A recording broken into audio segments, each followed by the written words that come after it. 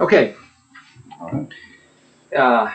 What we're going to do is I'm going to go around the room and I'm going to say my name and Okay. that I'm doing the interviewing, and then Coach Stillman, and then your wife, and then you can go ahead and state your name. Mm-hmm. And I'll go ahead. I'm Gabe Gentry. I'm going to be conducting the interview today. I'm Harold Stillman. I'll be with Gabe and AETN. I'm Esther Wolfson. And I'm Beryl Wolfson. I guess I'm the one that's going to be telling you the information that you want. Yes. Okay. You know what? I just realized, Coach, could you do me a favor? I know a bunch of the questions, but inside the van, there's that list of questions. It's in that black binder right up there in the front. It's unlocked. Where were they? They're in that black binder. Yeah. How much knowledge did you have of the war in Europe prior to Pearl Harbor? I mean, that's a question that's interesting to me because, of course, it was in the national conscience after Pearl Harbor, but beforehand, how much knowledge did you have of the war?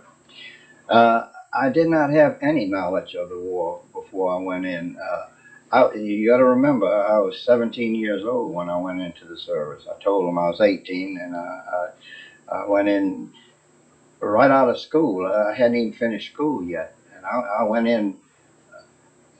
My interest in the Army was before the Army. At 16 years old, I went into a unit called the CMTC, Citizens Military Training Corps, and that was out of Camp Beauregard, Louisiana.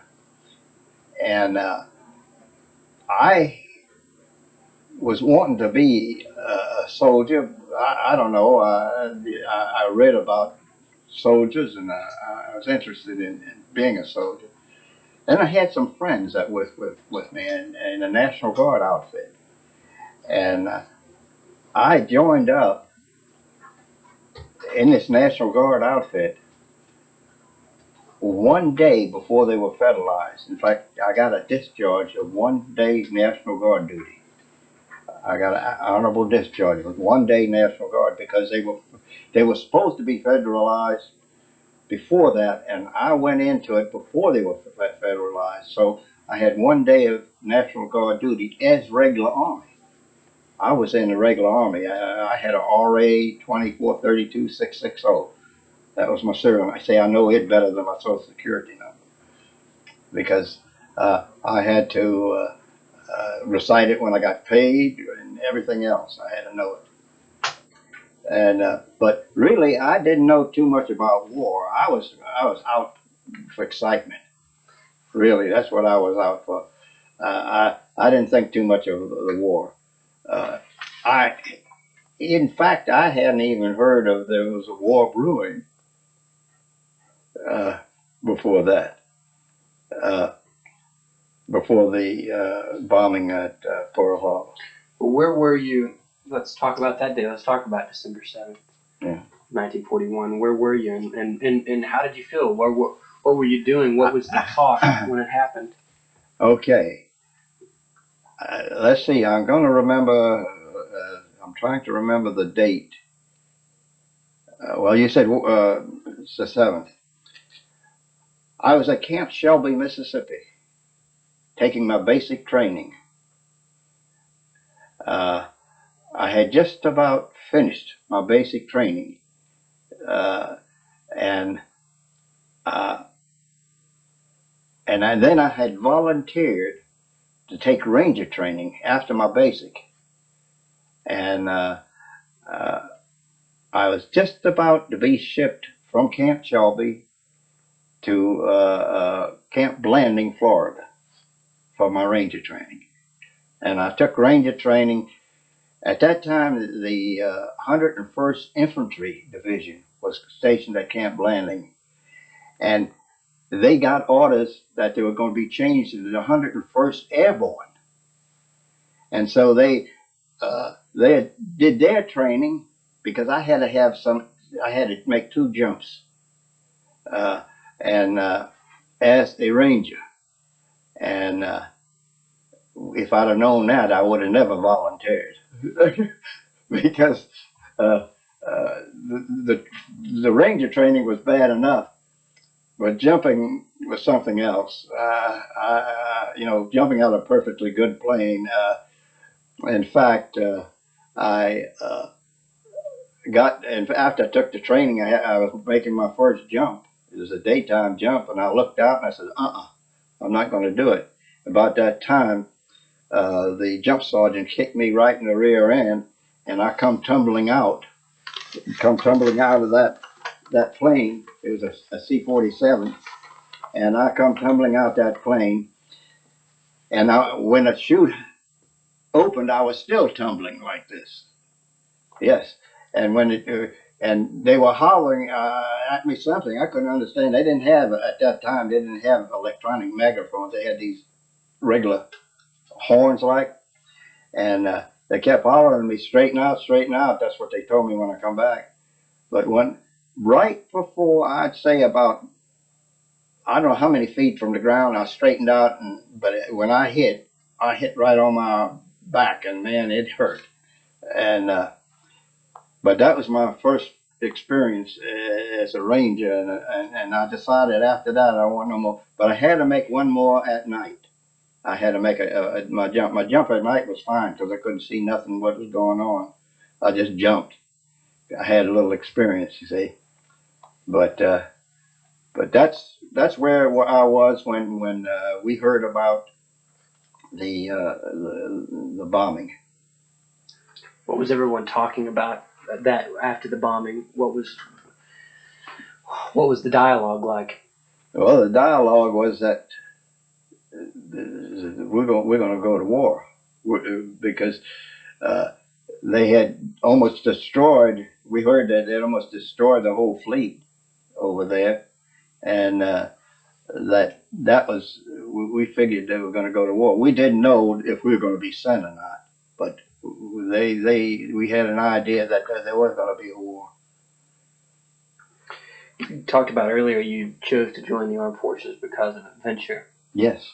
How did you feel when you felt like you were fixing to have that adventure? When did you get called up to go overseas, and what were your emotions like?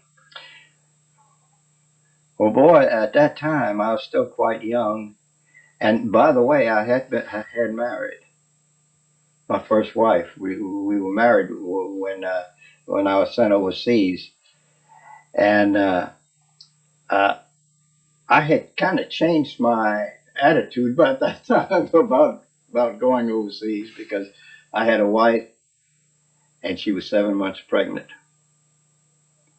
when I left. And I did not see my first daughter until she was almost 3 years old.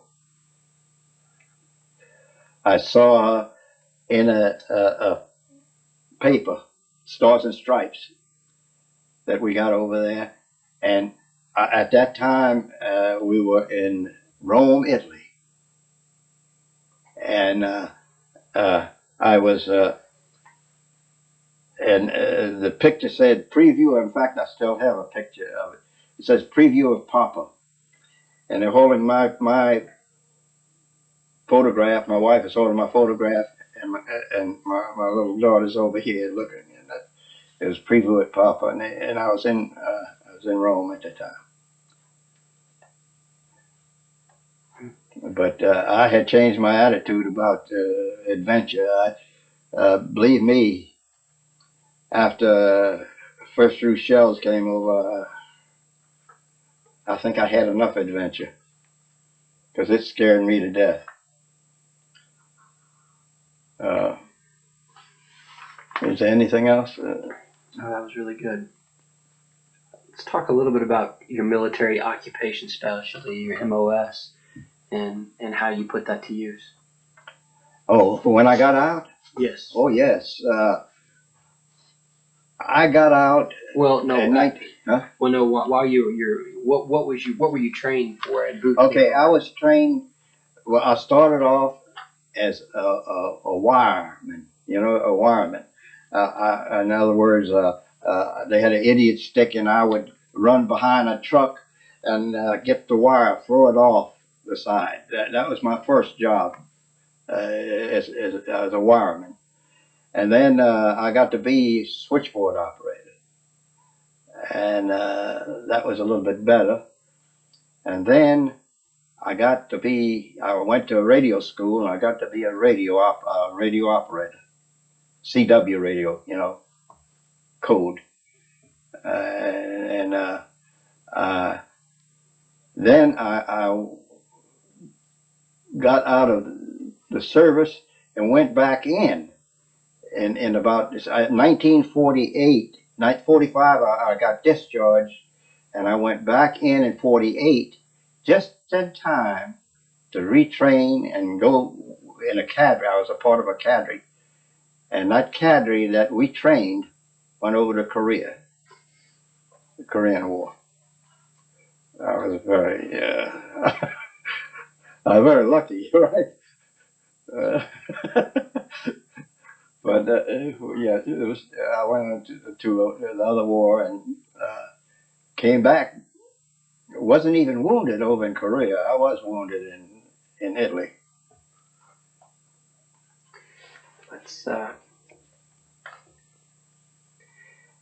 Let's talk about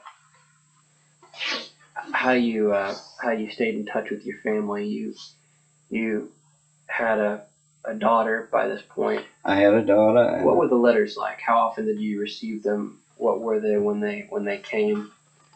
How often did you get to write back? What was one of the most memorable experiences? We communicated by V-mail, and in fact, I've got some V-mail letters from her today. I kept those letters, and V-mail was you wrote it on a form, and then it was photographed into a smaller and letter, and then it was sent over. It didn't even have an envelope.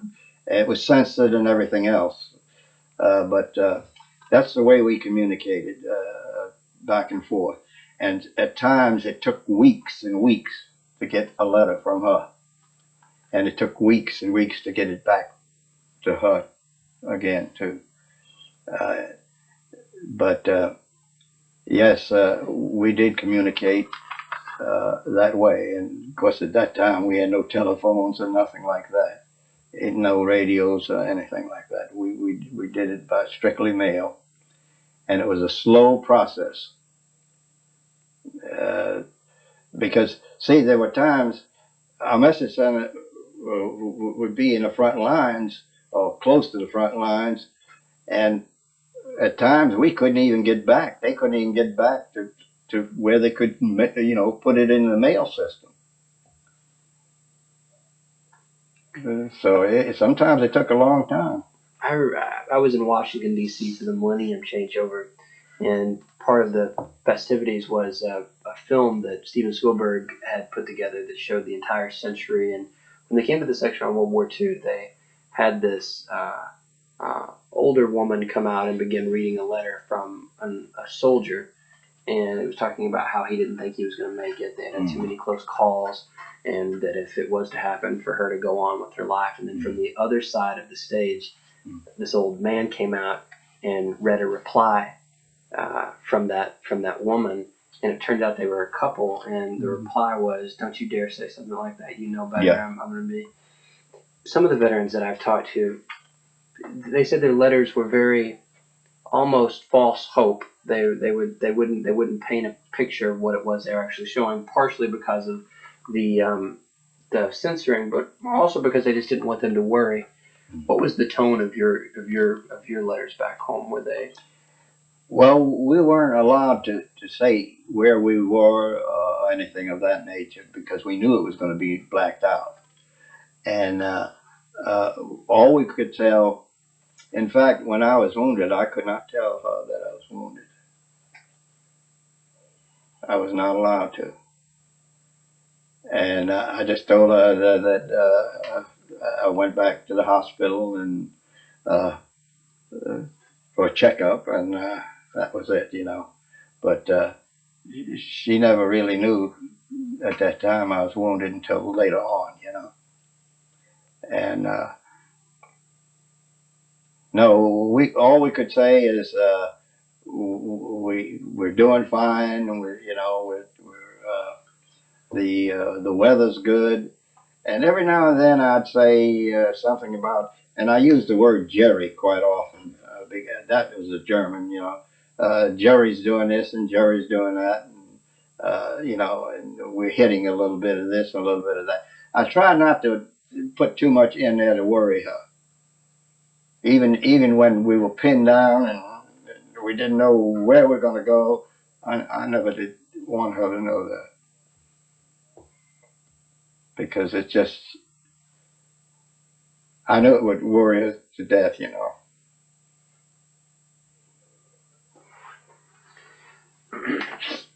Let's talk about food. Oh, goodness. Coach and I had Whataburgers on the way up. Oh, I bet man. C rations and K rations Oh, were a man. little different. Okay. Tell me about them. The K rations is what I mostly ate. And the K rations, they come in like what I'd say like a Cracker Jack box. Just a box, and everything is dehydrated and all this. And I was on OPs most of the time as a radio operator and survey. And we couldn't carry too many C rations because they're too heavy for one thing. We had to park our Jeep down on the bottom and hike up with it. I had a radio on my back, and so we just carried K rations. And that's why when I got out of the service, you could believe that, I was 90 pounds. I could not eat because my stomach had shrunk so bad from eating those K rations all the time. I couldn't handle real food. In fact, ulcers came on my eyes when I started that, and they had to scrape off ulcers off my eyes because of my stomach was in such bad shape.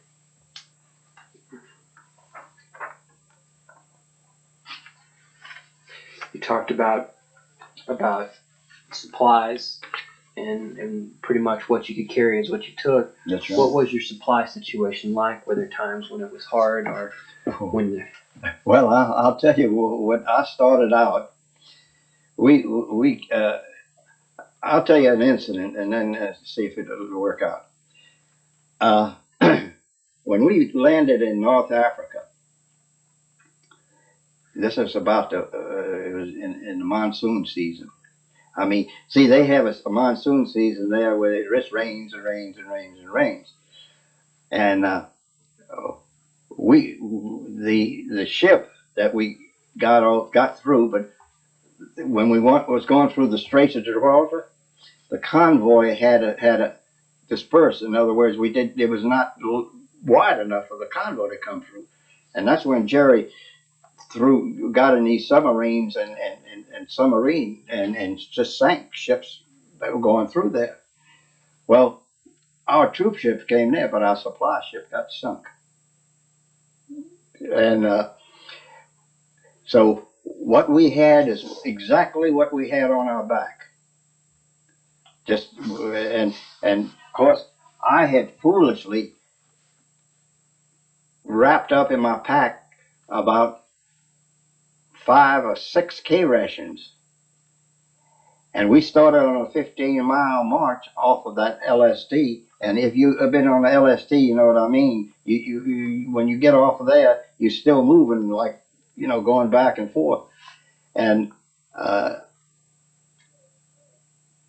after the first couple of miles of that, I decided I'd rather starve than have my back broken, because the weight, it kept getting heavier and heavier and heavier and heavier.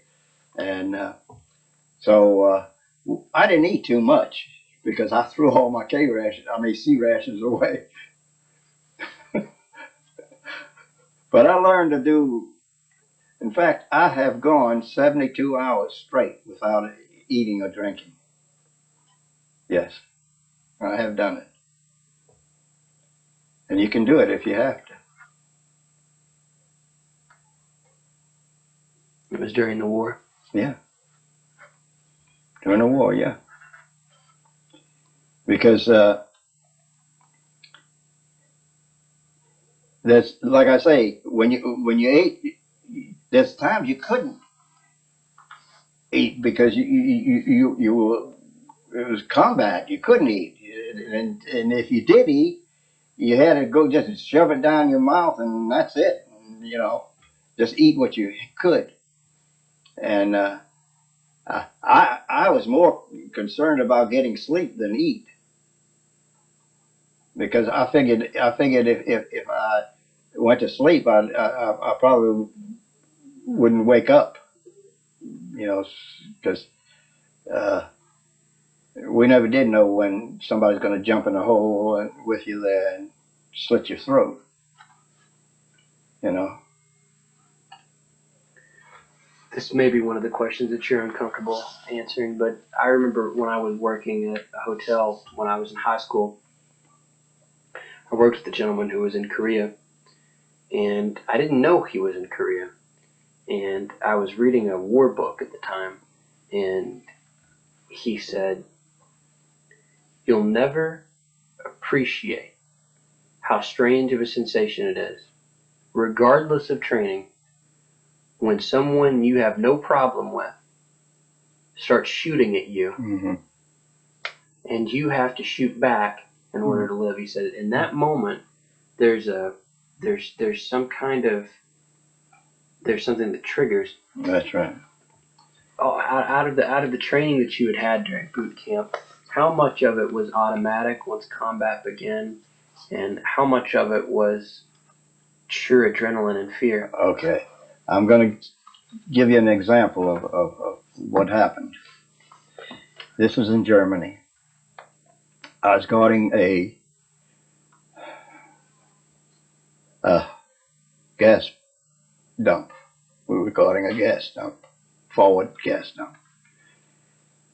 And I see this little figure coming in, through the cans, through we had 5-gallon cans, with gas. And I seen this little figure, and it was a little boy. He mustn't have been about 6 years old, maybe a little old, I don't know. And the first thing I saw was he had a vest on, and he had dynamite all around. And I knew right then that I had to shoot that little kid and shoot him dead. And that's where my training came in, because I didn't hesitate. I aimed right for the middle of his head and hit him right in the head there. And he went down. We went over, and he had already had his hand on the detonator. And yes, after I looked at it a couple of times, looked at it as a kid, but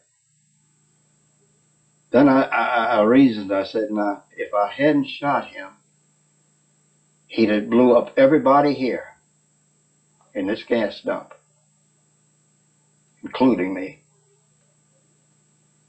And it was hard. It was hard for me to do it after.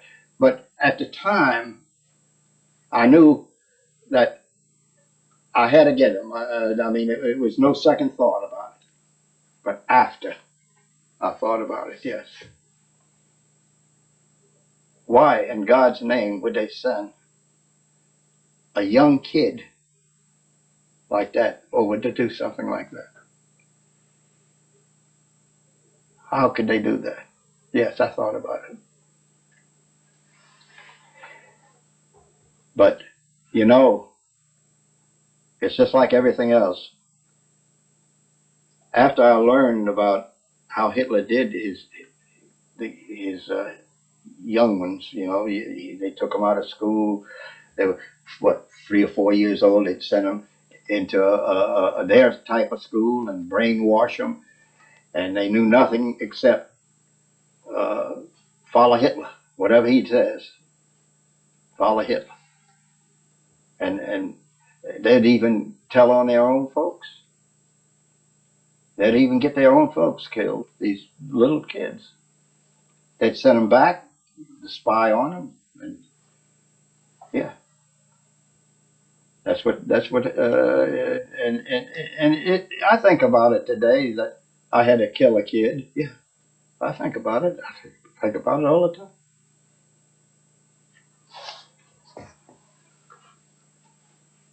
How how has that experience and other experiences changed your opinion on war? I don't like war. No, I don't like war. But I look at it this day: if you put a person like Hitler and like Mussolini and like the rest of them into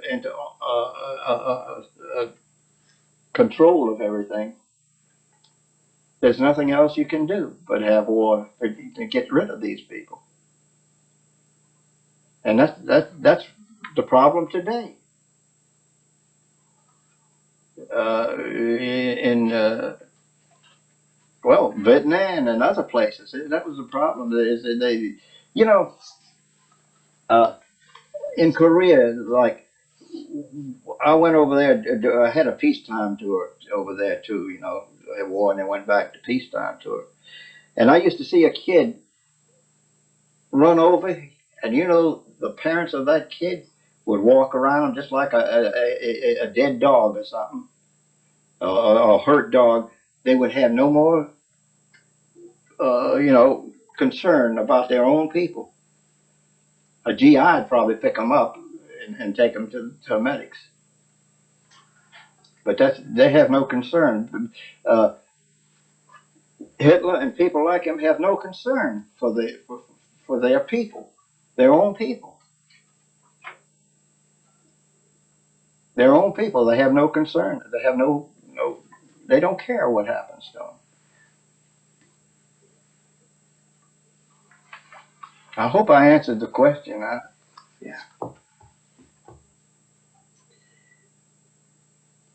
Let's talk about let's talk about going off the front, going into R&R. You said you were in Rome, Italy, and I imagine that. Yeah. Mm-hmm. Now, tell me about having to go back.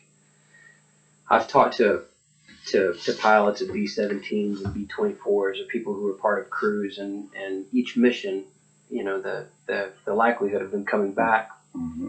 was slim each time. Mm-hmm. Same thing had to be true for combat.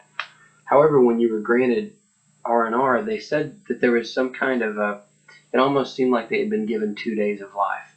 And those 2 days were as precious and cherished as any of the days they've lived since, because of how aware they were of the mortality that they were in. You could talk to me a little bit about R&R and coming back to the front and how difficult it was. I went twice on R&R. Now, this was not R&R, the type of R&R you're thinking about. One time we went back. Every time we went back, most of the time, we went back to get people to fill up the ranks of the ones that were wounded and dead. That's the kind of R&R I went on. And really, it was okay because there was nobody firing at you, and there's no shells that you come over, you know, or something like that. But the idea of, well, after this over, I'm going to go back, you know, go back to the same old hellhole. That's the way I put it. It was just a rest, and I looked at it as a way to get refitted and get a little rest and just go back into action. I never took it as a. In fact, there was only a couple of days that we did that, and then we went back. Like in Rome, I was. We were sitting in a. It was no. This was at Naples. We were sitting in a racetrack area. It was where they. What do you call it? Where they refit the outfits and you know, put people in there, and we was in the stand, and I'll never forget, we was watching a theater out there in the stands out there, and it was Going with the Wind. I'll never forget it. There was an old movie, Gone with the Wind, and somebody it was that night, and somebody looked out and they seen the little balls, little red balls going up in the air, and I had known what it is. We had a lot of recruits there that didn't know anything about battle or anything, and they were looking out there. Oh, look how pretty it is. That was Ack going up, shooting planes, and somebody got on the microphone and says, "Oh, just everybody, just relax. All it is just it's no problem." And I said, "The hell with that." And I dug a hole down below, and in my excitement, I couldn't find my hole. It was at night, and Jerry came over with planes, dropped flares all over, lit up there, and bombed the hell out of that place. I mean, just bombed all over the place. And what was really funny, it wasn't funny because I was in a ditch, and there was a little bush, and I noticed the little bush is moving like this, and I looked on the other side, and it was a GI, and he was holding it, and he was shaking it, he was scared. So I'm on the other side shaking too, you know what I mean? And all of a sudden, explosion occurs. My ears stop up, my mouth gets full of mud, and it's, oh, Jesus, I've had it. I'm gone. I know this is it. And what had happened is we had got right into the muzzle blast of one of our 90s anti-aircraft guns, our own guns. And they were shooting, and that blast was hitting us.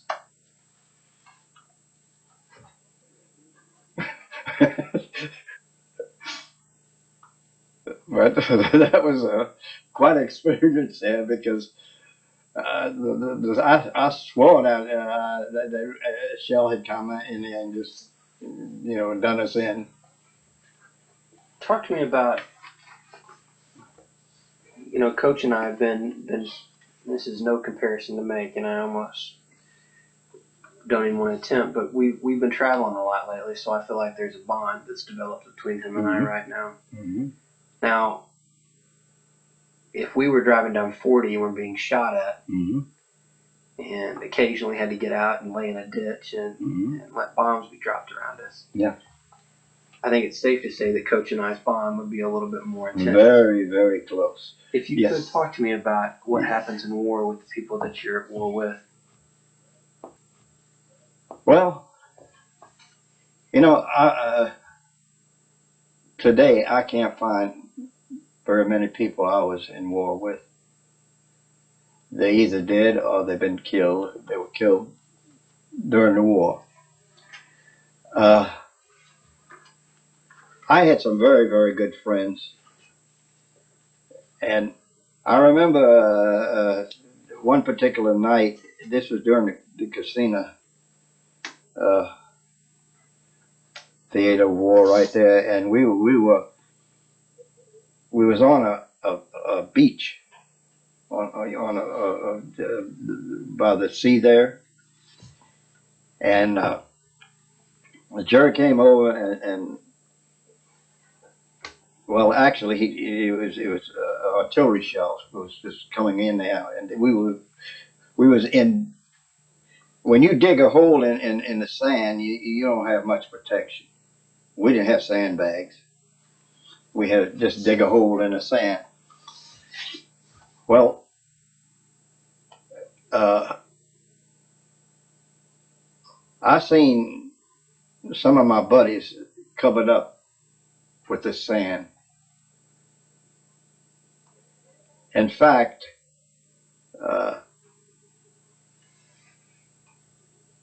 when I got wounded, I didn't even know I was wounded. I was looking to see where my men were that were under me. I didn't even know. I run around all over the place trying to locate the fellows that were with me because we were buddies. We relied on each other. And I remember that I felt something wet, and I thought I urinated on myself. Because I've done that quite often, you know, when you're scared, you know. And I put my hand down there like that, and I pulled it, looked up, and it was all red blood. And at that time, when I did that, I passed out cold and cucumber, and I don't know what happened after that. I woke up in a field hospital. I had lost a lot of blood, but at the time I didn't even feel it because I was more concerned of looking for my buddies, see how they were. So yeah, you get a close bonding. Yeah, you do.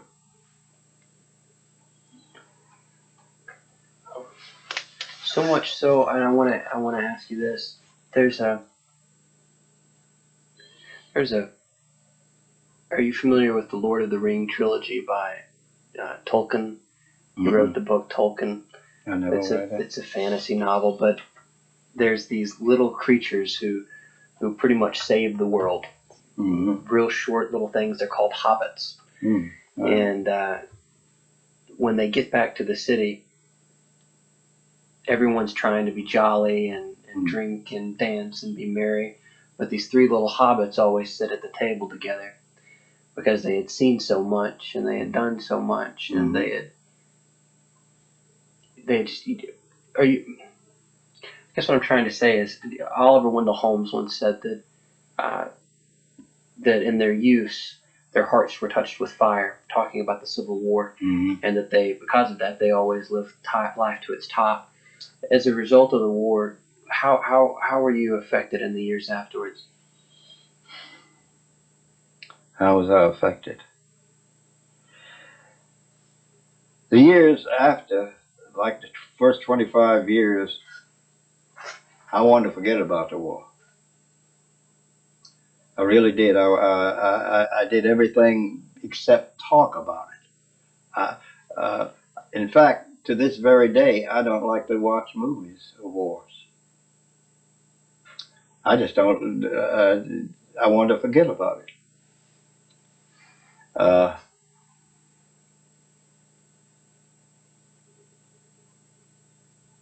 Because I've seen so many people that were killed, and I say, you know, they did personally. They didn't do anything to me. But when you're trained, they say, well, that's the enemy. That's what you got to kill. It's not an easy thing to do, but it's something that it's either your life or their life. You know what I mean? And so and that's why if you have good training, you're not going to even think about it. Because if you think about it, you're going to say, oh, you know, I'm not going to do it. And we have had some people, some GIs, that wouldn't do it. You know what I mean? There's a lot of GIs that go right in the front line and never fire a rifle at anybody. And I think it's due to the training, or they just don't feel like they ought to kill somebody. I don't know. Especially, you know, these ones that are drafted in.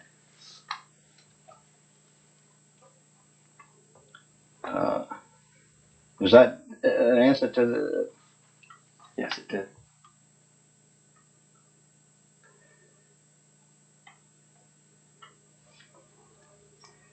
How did you feel about your officers? Well,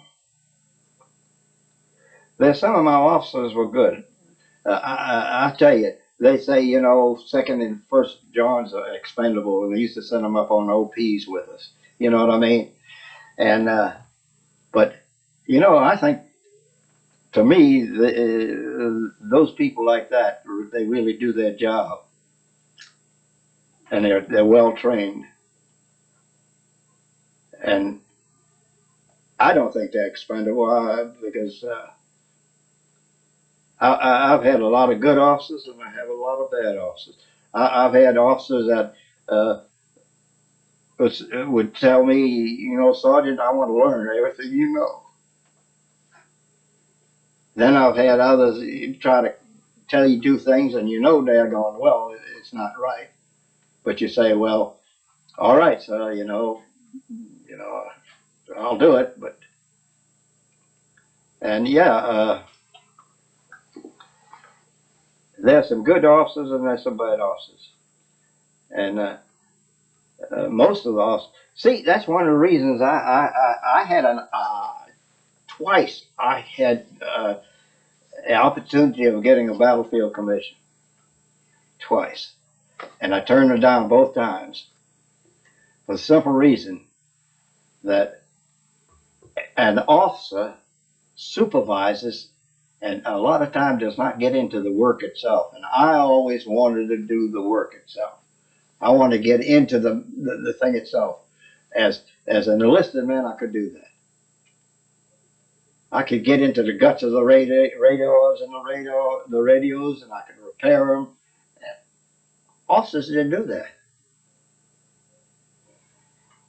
and that was my reason. I did not want to become an officer.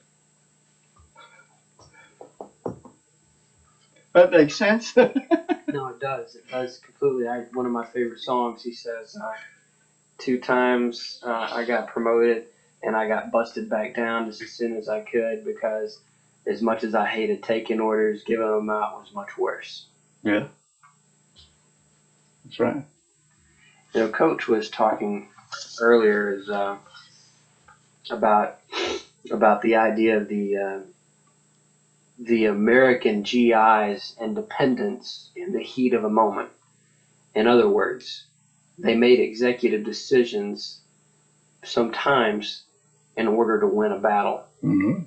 Whereas if the German command was cut off, the soldiers were the hierarchy was so severe that they oftentimes. Yeah. Talk to me about that. Yeah, What's your theory? Yeah. I was just telling over here about us.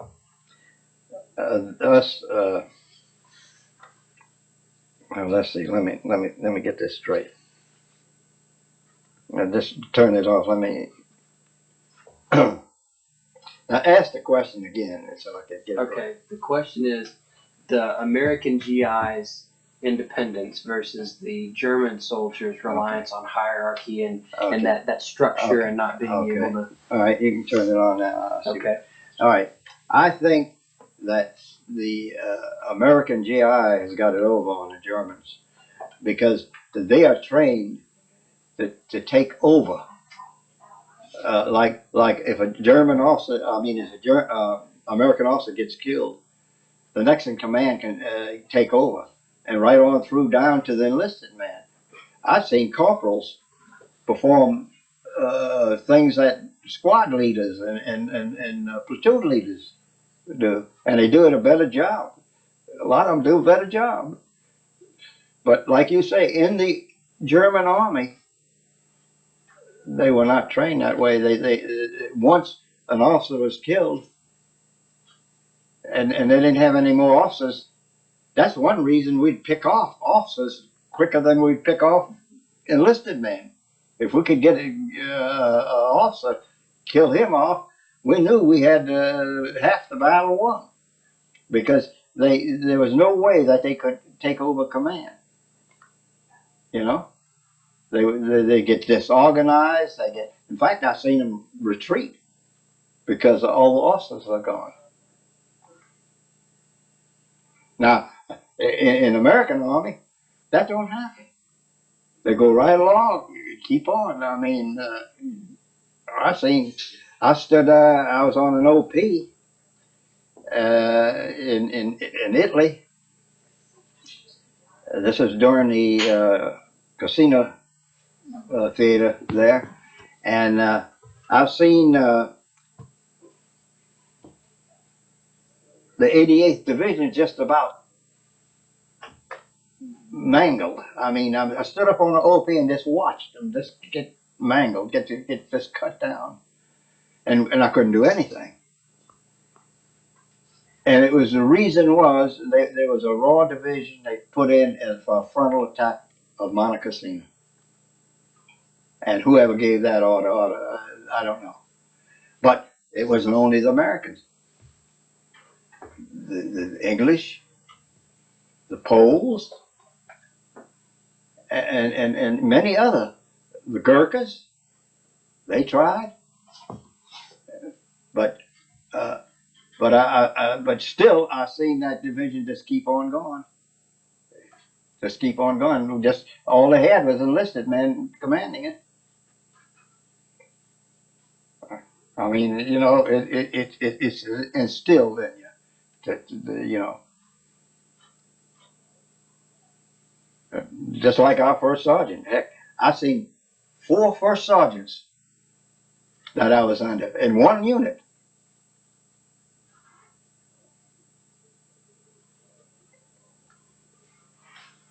Mr. Wolfson, let's talk about Dachau before we move on to the post-war years.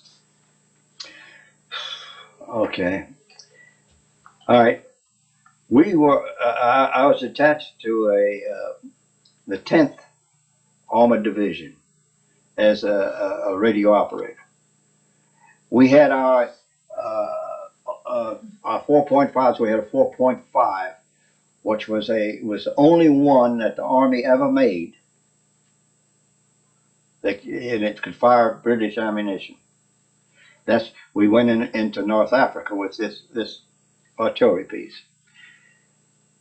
But when we on our way, when we came into Germany, we went on up through Marseille, France, went up through Alsace-Lorraine, went on up into the southern part of Germany, and when we went in there, we crossed the Rhine and we crossed the and I remember we had I was in this. I was attached to this 10th task force, and this was under General Patch, and we was right alongside of General Patton, going. We're all converging on Munich. That was our that's the idea. We was spearheading, and we was coming into Munich. Munich's a pretty big place, and was coming from. Oh man, I think we was coming from all sides, and all of a sudden, we get orders to get transferred from the 10th Armored Division into the 12th Armored Task Force. Not division, but task force. And I didn't know why. Of course, I'm not, I'm only a peon, I just follow orders. So we're going through there, and now I realize that I am now in General Patton's task force. From General Patch's to General Patton's, because see, we get new SOIs, standing. You know what the SOI is. We get new SOIs. We get new codes and everything else for our radios. I'm a radio operator. I'm in a half track. You see, same half track I was in this one. They just transferred the half track and all right over to the other one with our units, and we get out, I guess about 3 miles out of the town of Dachau, and we start smelling the worst stink you ever smelled in all your life. It was nauseating. Now, that's just, I had smelled death death is nauseating in the first place, but the smell of it, the stench of it. But this was even stronger than that. We couldn't figure out what was going on, what that stink was. And we got, the column stopped, and we looked out there, and there was boxcars, and they were lined up. I don't know how many, just hundreds and hundreds of boxcars lined up on, and then we see some bodies down on the sides of them. And we says, so my battery commander stops that part of the, right there, and he says, and he gives us details. I'm a sergeant, so he gives me about eight men, something like that. And we go through those, and he wants us to find out if there's anybody alive in those boxcars, because we see people dead on down on the ground, you know. And some of the boxcars were open, some of them were closed, and some of them was these open type, you know, like a. And we see they were piled up with bodies, and the others were this type that had these doors on it, you know, regular boxcars. And we went in there and we broke it loose. They were you know, the ones that were locked, they were chained with locks, and we just shot the locks off and opened it. And the stink and the smell was something terrible. I mean, it just, what we did, we put on gas masks, which didn't help a whole lot, but it did help some. And we saw bodies piled up in there like cattle, just I mean, just one on top of the other. And I didn't know, you know, we didn't know they were dead and any live in there. They couldn't have been live, you know what I mean? But you know, every now and then you'd come across one of them that the eyes are rolled or something, you know, and we'd say maybe he's still alive, so we'd get him out. And in the process of it, we'd pick up one, you know, by the arms and the legs, and some of them were so decomposed that the arms would drop off or the legs would drop off on you. And you just have to pick up the rest of them, just throw them off on the side. Well, you're getting all this gook on you. The smell is terrible. We are throwing up all over the place. I mean, there's no way to explain how something like that could happen. There's just no way. And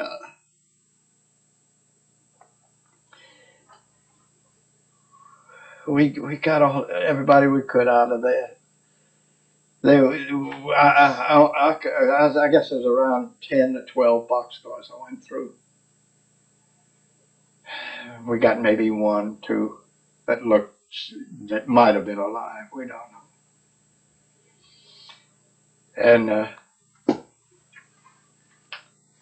then we went. After that, we got in our vehicles and went into the camp. And the first thing we noticed was coming through the gates. The gates were open, by the way. There were other troops in there. American troops or some other troops was in there. They were still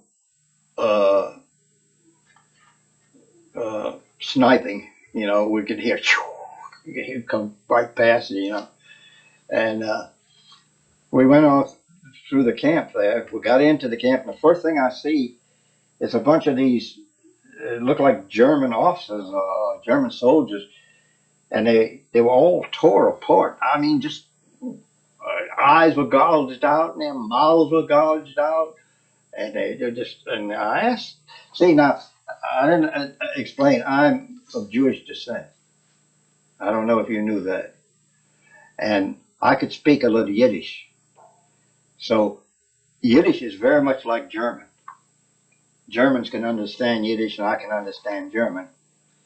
And I asked one of the inmates. Now, inmates there was some of them that were absolutely they were sitting down and they were more dead than alive. I mean, they were nothing but skin and bones. Their cheeks were just, I mean, you couldn't tell. Some of them were just like this here, you know. We didn't know if they were sleeping or dead or what. But we did get enough of them around to take us around. And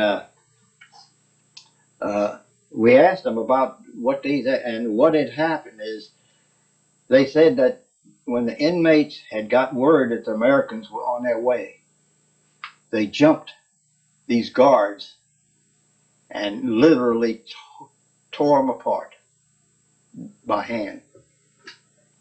Now that's how, that's what I was told. And then we went on in. They took us to one of the barracks, and it's a one-story building, long, you know, and there was still people in there. There were inmates in there, and most of them were so weak they couldn't get out of the bed. The beds were just wood frames no mattress. I couldn't see no mattress there, and they were piled one on top of the other. It looked like about 4 or 5 high. You know, one just enough room to crawl in, and they were sticking their heads out. You know, some of them were so weak they couldn't even move. And we went in, and I asked them. I says,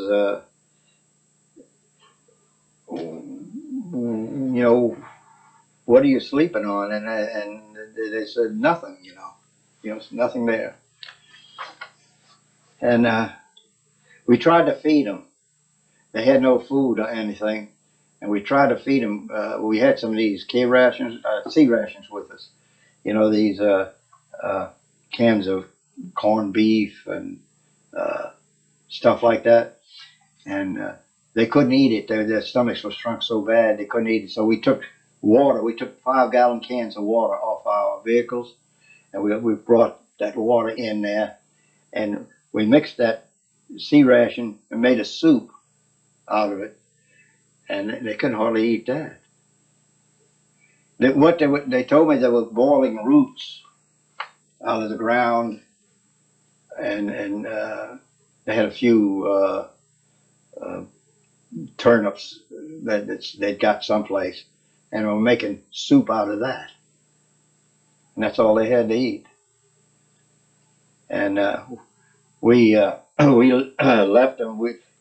There was bins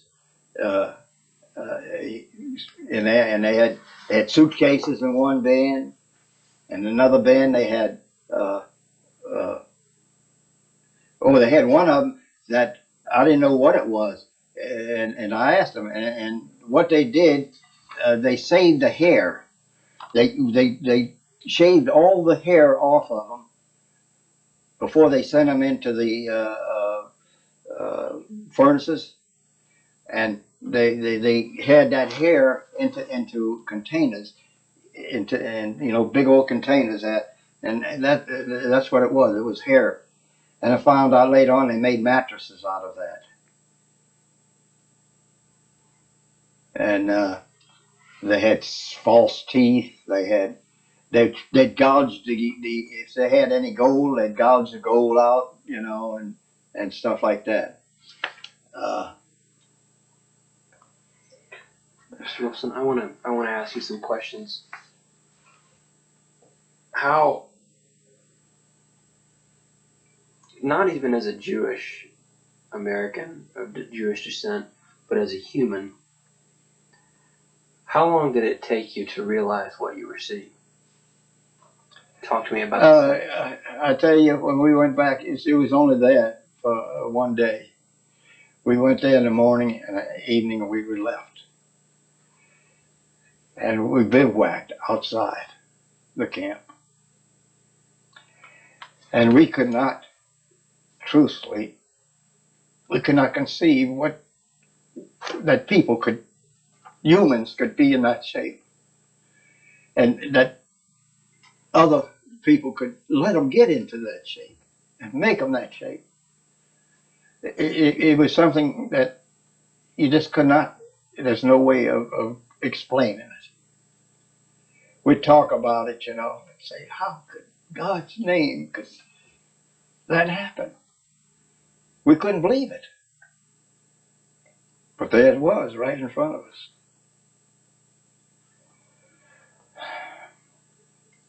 Yeah, I have dreams and I have nightmares even now. But Mr. Wolfson, do you feel like, talk to me about whether or not you think that could happen again today? I think it could happen today. And I'm going to tell you why.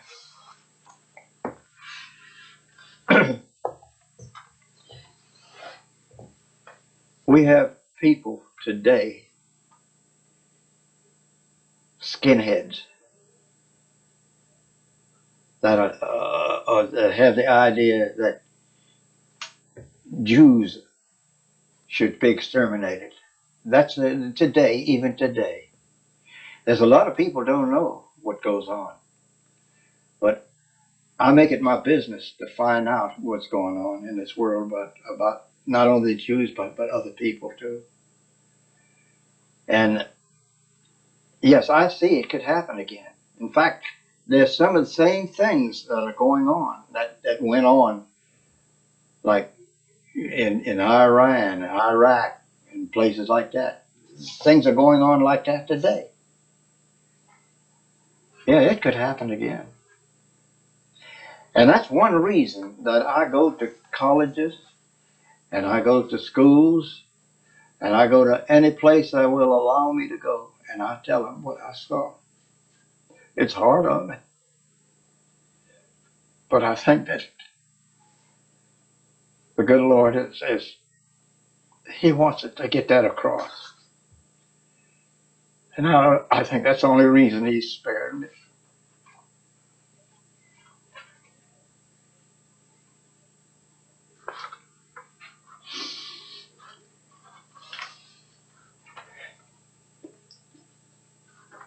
Just a couple more questions about that, Kyle, and we'll move on. Talk to me about anger. Were there German soldiers there when you arrived? Yes, there were German soldiers there, but I'm going to tell you, I'd see these things and I'd get so mad that I'd want to shoot every damn German I could find. Yes, then you go to we went, our battery commander, since I could talk a little Yiddish, and so I went back to Dachau, the town of Dachau. And we asked, do you know what was going on at that camp? No, we didn't know. And I'd look at him and I'd say, you goddamn liar. I says, you, what is all that smoke? What is the stink that I smell right here now?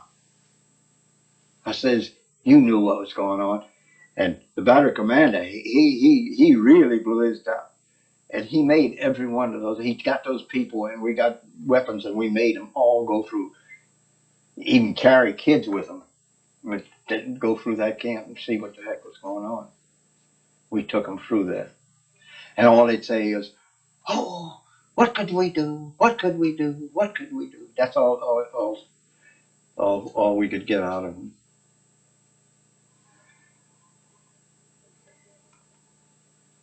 You see, I can understand. I've got a poem that explains how the people could get into a shape like they were, where they were completely slaves.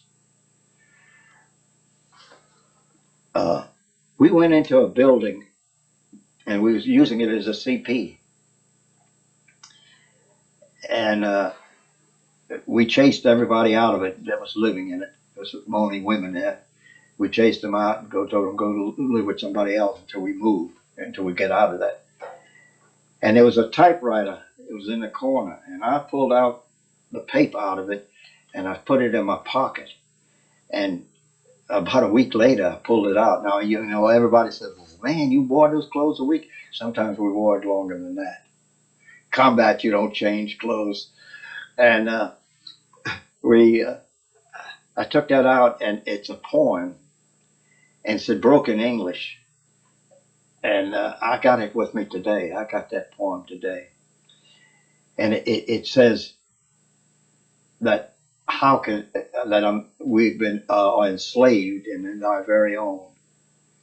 In other words, they got into a situation where they got a few little nickels in there, a little cash in their pockets, but they lost all their freedom.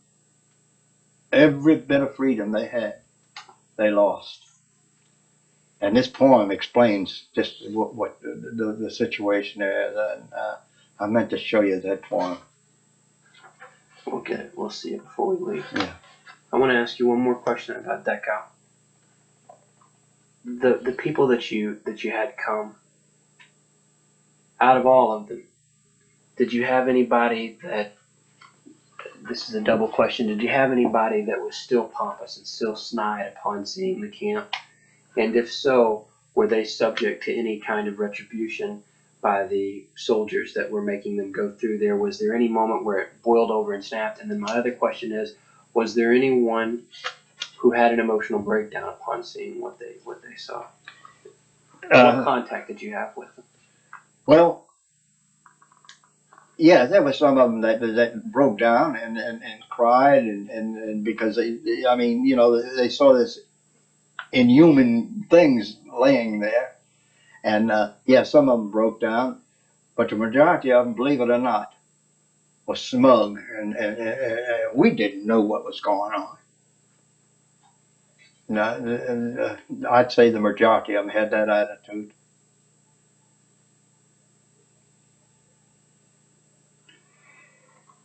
And we found out later on, they even had these inmates working into a factory right outside right close to Dachau, the city, right there. They'd take them out and work in that factory. And they'd work them until they died. They wouldn't feed them. They wouldn't give them water. They'd just work them until they completely fell down dead.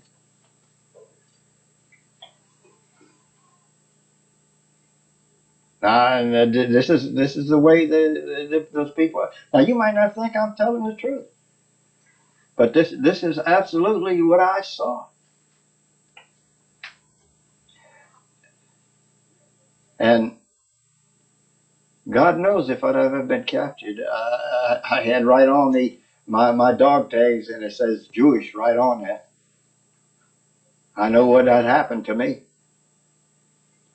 I wouldn't be here today.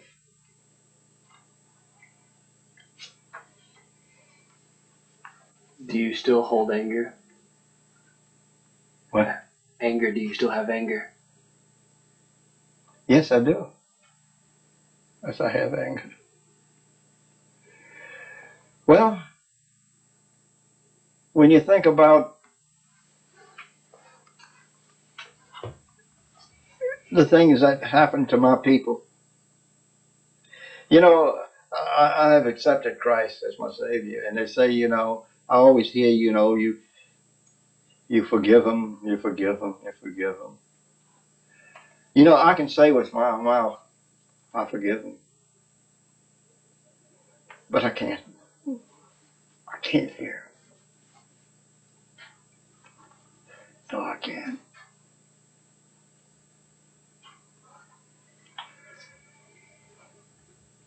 Sorry.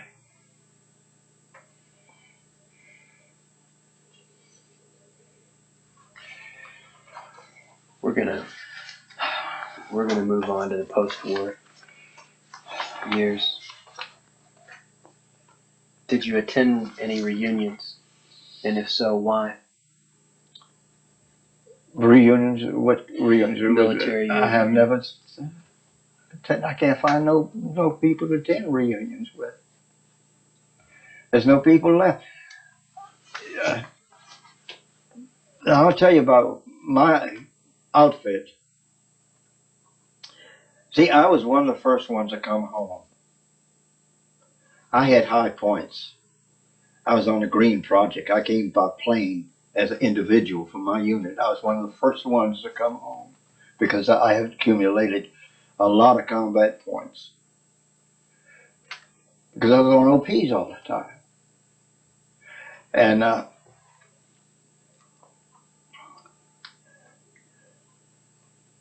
when I came home, I'm shook up. Yeah, we can take a break. Yeah, why don't we get some water, actually, as you have in your hand, and then read every line of it. All right. During the war, we went into this place called Augsburg, Germany, and we were setting a CP. We call it command post, and I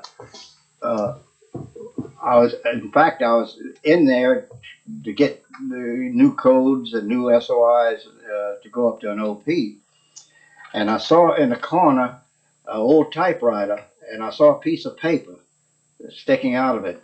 So I took the paper, and I was trained to find, anything that looked that might be important.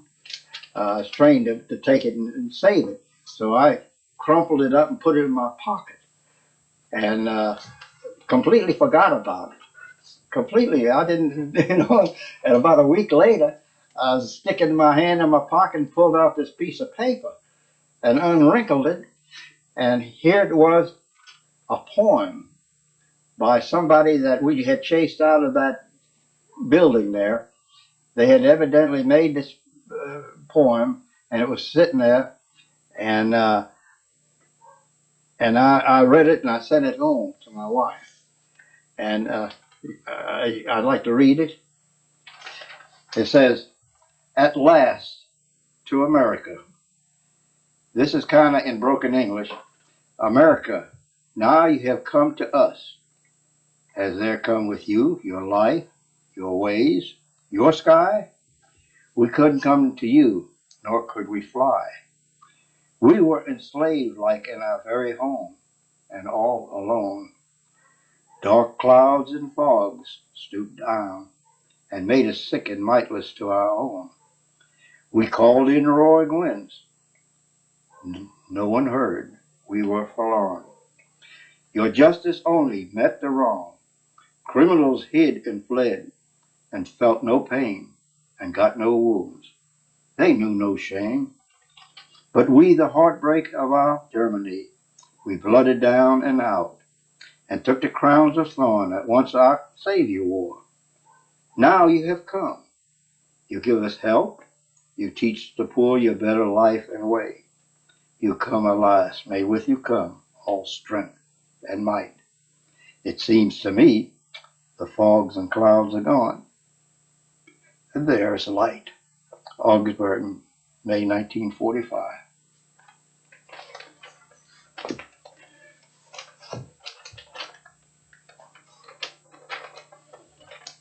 Very good, thank you.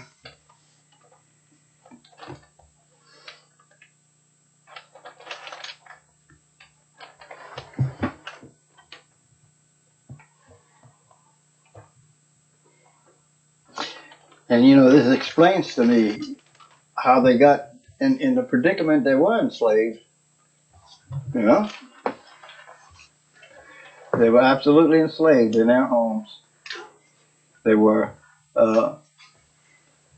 like I told you before, that, Hitler figured it this way. He said, "I'll spread communism. I'll use communism. Everybody supposedly has the same. Only thing, the rich get richer and the poor get poor in that kind of a situation." And he'd take these people and he'd brainwash them into thinking, "Well, man, I've got this, and I've got that." And yet he took a little bit of freedom away each time. He gave them something little bit, and he'd take their freedom away. He'd take a little bit at a time until gradually they had no freedom. They were enslaved. And, you know, that could happen today, right here. You know, we hear people saying, oh, we should have this type of medicine, what Canada has, communist type. But you and I know that they don't all get the same. The poor, they get less and less and less. And they don't realize that. Let's see if you could share that story about meeting Patton real quick, Yeah. Oh, goodness. because I think that's an interesting one. Okay. I was in this 12th Armored Division convoy, and we were on our way to Munich. And we see this. I'm in there. I'm operating a radio. I'm net control of a radio. That means I'm controlling other stations in the net, And so I see this Jeep unmarked. It comes and parks alongside of us. We're stopped. I understood that we'd hit some resistance up in the front and had knocked out some part of the convoy, so we were there for some time. And and this individual, this soldier, comes up, and and I noticed he's an officer because he was wearing a tie and it looked like a rag around his neck. But I mean, he required all his officers to wear ties. And I knew this. I knew it was an officer. And so I looked at him, and he says, have you had any sleep last night? And he used his regular language, so about every other word was a cuss word. And so I said, yes, sir. I says, I've had a little bit of sleep last night. I says, he says, well, get the hell out of here. And I'm getting in there. I want to get some sleep. And I said, but sir, I says, I'm net control. I said, I can't turn my radio off. And about that time, I looked down and I see these two big, they're not little, they're big pistols on that, pearl handle. And I knew exactly who that was. And I just says, yes, sir. And I says, be my guest. And so he came in there. I turned it off. I turned it over to another station. And that's the way I met General Patton. He was General Patton. And he slept there for about maybe 2 hours. And he got up. And I didn't even see when he got up, really. But that was the first and the last time I seen him. I never saw him before. But it surprised me, but he was the type of general that come right up with the troops. He was right there.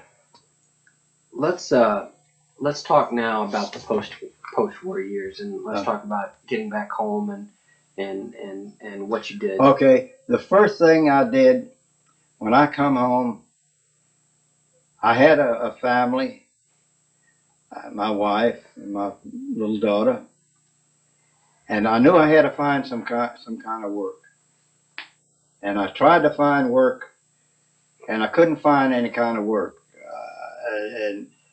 So I put in for any kind of work I could do, and I did lawn mows. I for money, I did bricklaying, which I never done in my life. I did furnace installing, which I never did. I did candy. This is the incident about this candy maker. I never made, the only thing candy I ever made was fudge at home.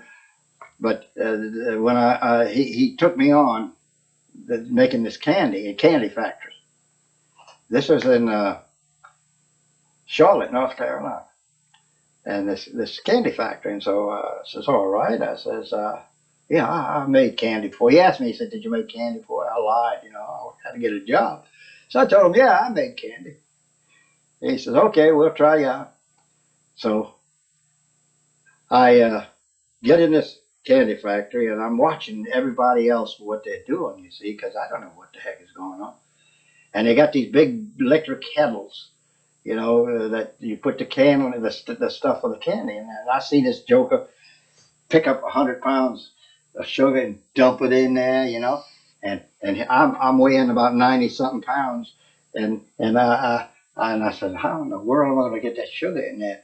So I pick it up, I spill half of it on the floor, and the other half goes in there, and I get it off the floor and I put it in, with my hands, and then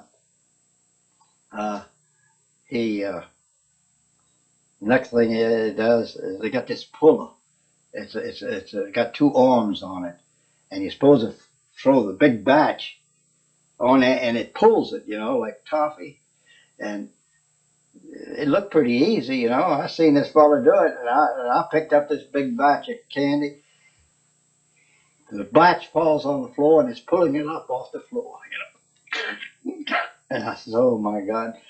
So the really thing that got me then, they all, and I know it was set up.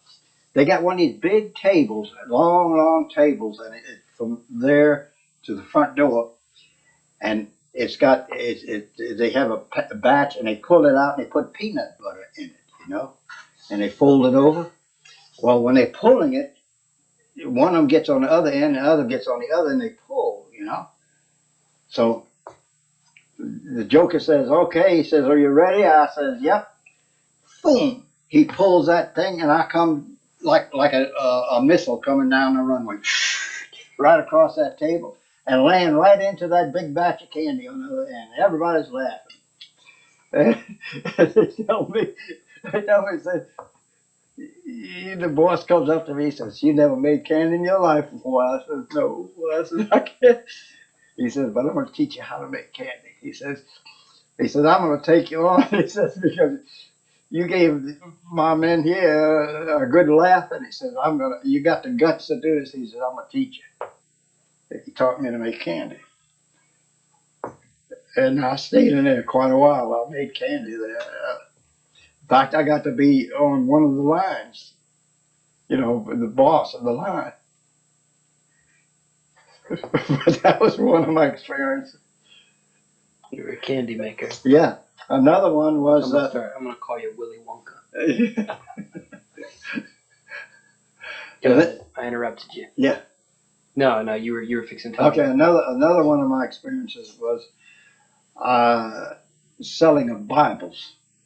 Now, I was trying out for L.B. Price Mercantile Company, and this was in New Orleans. And I was going to sell Bibles, Christian Bibles. Now, yeah, I'm Jewish, and I'm going to sell Christian Bibles. Now this is what it is. So I took the Bible home, and I read it, and they had these illustrations in it. So I read it, and it said, Sermon on the Mount, and I had it memorized. I mean, I had it really memorized, the whole thing, Sermon on the Mount. I flipped that there, you had a way to flip it open, and show it. So I had got that, and I knock on the door, and usually this was in black neighborhoods. And they'd say, yeah. I said, Jesus sent me. And they'd say, what? I said, yes, Jesus sent me. Of course, I had me a whole pocket full of 50-cent pieces. And I said, Jesus said to leave this with you. And I'd read this little deal, Jesus on the Sermon on the Mount. And I mean, they thought I was really, they thought I was a preacher. And then someone would fall down and say, oh, Jesus, save me, oh, save me. And I'd say, well, they scared the hell out of me. I don't know what they're doing. And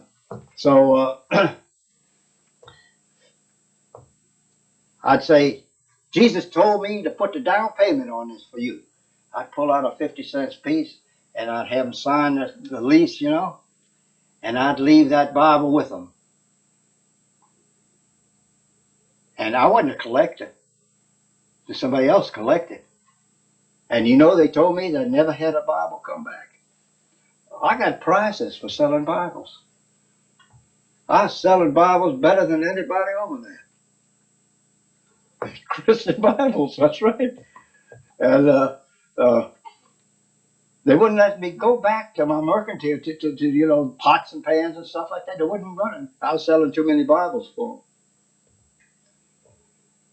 I had eventually quit because I was getting, you know, kind of guilty feeling. You know what I mean? Sounded like you were good at what you did, though. Yep, I did. I sold them. But that was some of my.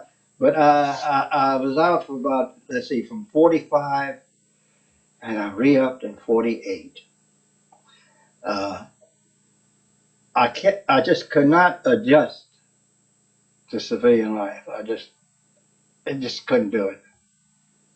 I can't explain why, but I couldn't adjust to it. I couldn't get a good job.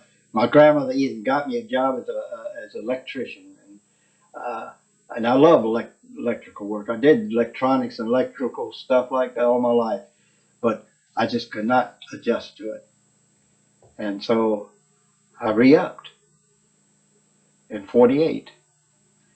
And then I went to, I was in a cadre. A cadre is a unit that has all NCOs. You see, I got back as a sergeant, and they have all NCOs and officers. It's a nucleus of a unit, and they fill them up with draftees and reserves. They fill up these units. Well, this unit I was training happened to be the unit I went over with in the Korean War, during the Korean War in 1951. The same unit I trained, I went over with them. In 1951, I went over to Korea, come back a year later. And and then I went to Europe again for 3 years. I took my family with me into Germany, Frankfurt, Germany, Hanau, Mainz, different places. I was in a missile outfit then. In between the time I had took missile training, I was in one of the first corporal missiles that was capable of warheads, atomic warheads. And this was during the Cold War period. And they had many battalions. You never hear about this, but there were many battalions of corporal over there. And I happened to be in one of them. And an incident happened over there. I had my kids over there. And my kids, they have parades, you see, and my kids were in one of these, they were participating in a parade. And the parade was against the Jews. This was right in Hanau. And one of my buddies come up and told him to get the hell home. I mean, boy, you don't know what you're doing. You know, I didn't know they were in a parade. But in fact, I dare not tell them I was Jewish. See, I lived right on economy. That means I lived right with the Germans.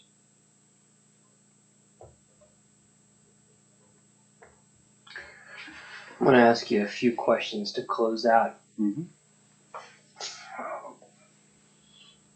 Earlier, when we were in the kitchen having some tea, you had mentioned that you thought that it could happen again today. Mm-hmm.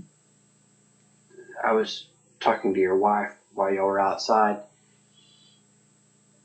There was when I went to the Holocaust Museum in Washington, not this last time, but the first time I visited, there was a poem right there at the end that said, "When they came for the Jews, I said nothing because I wasn't Jewish. Mm-hmm. When they came for the gays, I said nothing because I wasn't gay. When they came for the gypsies, I said nothing because I wasn't a gypsy." when they came for me, no one was left to say anything. Mm-hmm. To talk to me about the conditions in which fascism thrives and how it's the idea of like if you throw a frog in boiling water, it hops out, but if you cook it slowly, it'll kill itself. Yeah. Talk to me about that idea real quick. It's called brainwashing, and I think that you could take anybody. You take and it starts off like I told you before, like from a child. They take a 3-year-old child and they brainwash him and say that I'm Jesus Christ, and that little child, and you should worship me and nobody else. What's that little child going to learn? He's going to learn that, nothing else. If he hears nothing else, he's not going to learn anything else, right? So, and as they grow up, this is ingrained in their mind, in their brain, and as they grow up, they are followers instead of leaders. They're followers. They're just like robots, as they say. You know, I tell you to do this, you'll do it. No questions asked. The Jews are a bunch of no goods, so we got to eliminate them. Well, that's all they know. We're going to eliminate them because my leader said so. And the same thing happened in Germany. It happened that way. They took their kids and they took them when they were young and brought them up into that Hitler he was God. They worshiped him, and then they would send them back to their families, and their families would maybe wouldn't believe in Hitler, but they'd tell on their families to get their people killed, their own relatives. This has happened, and the same thing can happen today. And in fact, I look at it, and that same thing is happening today. Like my granddaughter, she wanted to she write a essay. She's a teacher, and she was writing an essay, and she wanted to get some information on about skinheads and such as this. And she was going to go to this place, and where it was in Fayetteville, someplace up there, and she's wanting to go there to to write articles, to write something about articles. And they checked on it, and they found out I was Jewish. And they told her she can't go because your granddad is a Jew, and we do not allow anybody in that. And this is one of these skinhead camps. It's actually a training facility. Is what it is. And this is going on right in America. What about if it's not as black and white as skinhead, non-skinhead? Is there a subtler way that it happens? Does it have to be swastikas and buzz cuts? Can it not be? Yeah, it could be anyway. Yes, it could be such a thing as it could be a religious thing. You know what I mean? Well, they don't believe in Christ. Jews don't believe in Christ, so we got to do away with them because they don't believe in Christ. If they don't come over, to our side, Muslims the same way. Look what Muslims are doing to other people, and Christians, and as a fact, they're saying that in fact the missionaries that go over there, they're getting killed by Muslims because of their religion. Last couple of questions. What is democracy to you, What is democracy? and how does it survive? Now, a lot of people think that we have democracy. We don't have democracy. We have a republic. We don't have a democracy. Democracy is everybody. Say there's a crowd. Everybody wants to do this here, even if it's wrong or right. That's democracy. They're gonna all do it. But republic, they have people that represent them. You know, like senators and the House. You know, and you have a chance to argue it out or to talk it out, and then figure that maybe you're wrong, maybe you're right. So, but at least you can talk it out. But that's the difference. We don't have a democracy. We have a republic, thank God. I don't know if you wanted that or No, not. that's exactly what I wanted. Huh? Then let's talk about our republic, and then I'll ask you the last question. Yeah. Madison always said, was asked once by an impatient constitutional guy, what are the three principles of American government? He said compromise, compromise, compromise, which makes the republic work because it's the give and take and That's the right. argument. Give and take. That's right. Debating. How long has it been since we've actually had a functioning republic? Really, with the crookedness there is right now, we haven't had a true republic. And the reasons is because of and I think it's money. I really do. I think it's the money part of it. I think that it's not, even in some of these people that think it's right, and I can mention some of them, which I better not, but there's some of these people will vote against something, whether it's right or wrong, because it's going to do them good. They're going to get something out of it. Not the people, but them. Or their little group. Don't worry about the people, just as long as I get my part of it. And that's really practicing democracy. That's not a republic. Last question. If there was a piece of wisdom or advice that you could pass on to future generations, maybe even your children, what would it be? Something that you've held true in your own life that you'd like to, that you think other generations, future generations should know? What would it be? You know what I think it really is? Now, they're talking about taking the 10 Commandments out of everything. I taught my kids according to the 10 Commandments.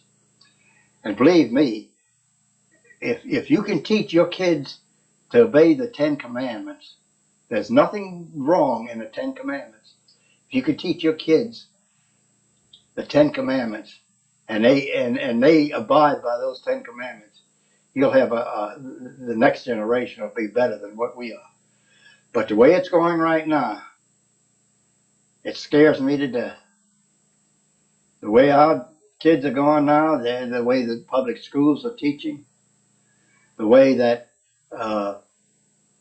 they're being taught even at home. Their parents, they're not being raised. They're being, most of the parents are letting them raise themselves. They're more involved in going out and working or having a big time than staying home at the kids. Personally, I think that the woman should stay at home and take care of the kids. I really do. Then after the kids grow up, then go out and into the world and do their thing. But as long as they have little kids, I think they should stay home and teach those kids what is right and what is wrong. They are so confused today that children don't know what is right and what is wrong. They really don't know what is right and what is wrong. I go to schools and I ask certain questions, and these kids, they really don't know. We think this is okay. If in other words, if you don't have it, steal it. That's okay, long as you can use it. I've had such things like that, you know. That's okay. And so I don't know. I don't know what's going to happen to this next generation. Mr. Wolfson, earlier you had said that one of the possibilities of fascism and about how things can get dangerous is the use of religion. Mhm. But just a moment ago you said that the Ten Commandments not being taught in schools was possibly one of the things that's contributing to our atmosphere today. Yeah. Do you find a contradiction possibly in the idea that in one sense religion can do so much harm to a minority when it's the majority opinion versus the public school system and the Ten Commandments, the idea of separation of church and state? Well, in the first place, there's no such thing as a separation of church and state. That is a letter. That is not in our Constitution. Okay. So, so that to me that they're using that as a crutch, saying that there should be separation of church and state. But yeah, I think sometimes, and a good example is trying to force Islam on everybody. That's wrong. That's not freedom. I think that's, yeah. Is that what you mean? Is that? Yeah, Yeah, not so much yeah. whether it was a textual doctrine, but the Yeah. philosophy. Yeah, that could be dangerous. Okay. That could be very dangerous because it's the same thing in reverse. You know what I mean? Exactly. Yeah. Well, I think that's about it. Why don't we get a two shot of both of y'all in there together? Would you mind doing that? Just a quick two shot. You want our stand? You want to stand? Yeah. Yeah. Okay. Yeah. Let's move. You move closer in a little bit. Tell me back over there and move the chair for you, please. You don't mind having a hug? Give her a good hug.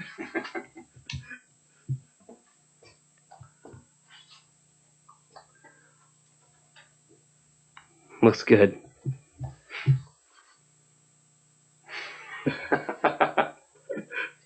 Okay. That's it. You'll get a copy of this interview to go along with your other. Okay. Yeah. Gabe will send